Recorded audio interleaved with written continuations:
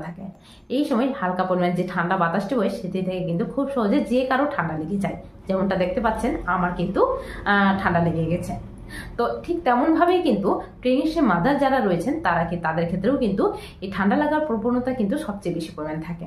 এর কারণ হলো প্রেগনেন্সির সময় কিন্তু প্রত্যেকটা প্রেগনেন্সি মাদারের যে ইমিউনিটি পাওয়ার রয়েছে বা রোগ প্রতিরোধ যে ক্ষমতাটি রয়েছে সেটি কিন্তু অনেকটাই কম থাকে, যার ফলে কিন্তু যে কোনো ধরনের ভাইরাস বা যে কোনো ধরনের ব্যাকটেরিয়া কিন্তু অ্যাটাক করে নিতে পারে। তো অবশ্যই এই সময় প্রেগনেন্সি মাদার যাতে ঠান্ডা না লাগে সেই জন্য কিন্তু প্রেগনেন্সি মাদারকে লেয়ার দেওয়া কাপড় পরতে হবে, কান ঢাকা দিয়ে রাখতে হবে, পায়ে সক্স পরতে হবে। এছাড়াও যাদের সর্দি কাশি জ্বর হয়েছে তাদের থেকে কিন্তু একটু ডিস্টেন্স মেনটেন করে রাখতে হবে, যাতে খুব সহজে যাতে এই সর্দি কাশি জ্বর না হয়ে থাকে।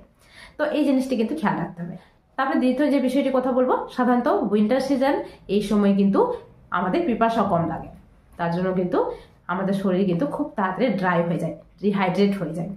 তো অবশ্যই এই সময় প্রেগনেন্সি মাদারকে কিন্তু হাইড্রেট থাকতে হবে। তো এই সময় কিন্তু প্রেগনেন্সি মাদাররা জল খাওয়ার পরিমাণটি যেটি রয়েছে সেটি কিন্তু অনেকটাই কমিয়ে দেন, যার ফলে কিন্তু বেবি যে জলের মধ্যে থাকে যাকে কিন্তু এমনিওটিক ফ্লুইড বলা হয় থাকে তার পরিমাণ কিন্তু অনেকটাই কমে যায়, যার ফলে কিন্তু বেবির ক্ষেত্রে বিভিন্ন রকমের সমস্যা দেখা দেয়।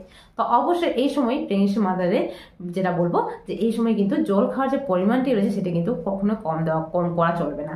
বিশেষত শীতের সময় হলেও কিন্তু প্রেগনেন্সি মাদারকে জল খাওয়ার পরিমাণটা কিন্তু ঠিকঠাক রাখতে হবে।